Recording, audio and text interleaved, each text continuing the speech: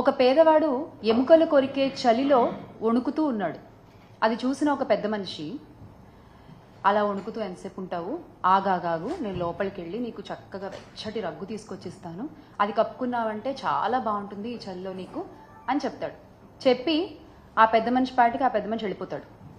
బయట ఇతను వెయిట్ చేస్తూ ఉంటాడు, ఆ పెద్ద మనిషి ఎప్పుడు వస్తాడు, ఆ రగ్గు ఎప్పుడు తెస్తాడు, నేను ఎప్పుడు కప్పుకోవాలి, నేను ఎప్పుడు నిద్రపోవాలి అని.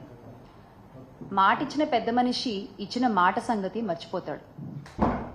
మరుసటి రోజు ఉదయం ఆ మనిషికి ఆ మాట గుర్తొచ్చి బయటకు వచ్చి చూస్తే అప్పటికి ఆ పేదవాడు చనిపోయి ఉంటాడు. అతని చేతిలో ఒక ఉత్తరం ఉంటుంది. అది తీసుకుంటే దాంట్లో ఇలా రాసి ఉంటుంది, అయ్యా, నా శరీరం చలిలో ఉన్నా ఆ చలికి అలవాటు పడిపోయి ఉంది, బతికున్నా నేను అప్పుడు. కానీ మీరు కలిగించిన ఒక ఆశ వల్ల, మీరు చెయ్యలేనటువంటి ఒక మాటని మీరు చెప్పడం వల్ల, ఆ ఆశతో నా శరీరం ఆ చలికి తట్టుకునే శక్తిని కోల్పోయి అలా చచ్చిపోయి ఉన్నాను.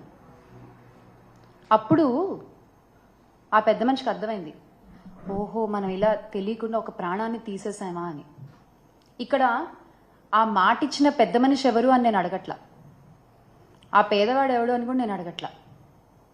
తెలుసుకోవాల్సింది ఏంటి అంటే, చేత కానప్పుడు, చెయ్యలేనప్పుడు మాటలు చెప్పకూడదు, ఆశలు కలిగించకూడదు. వీటినే అచ్చ తెలుగు భాషలో చెప్పాలంటే శుష్క వాగ్దానాలు అంటారనమాట.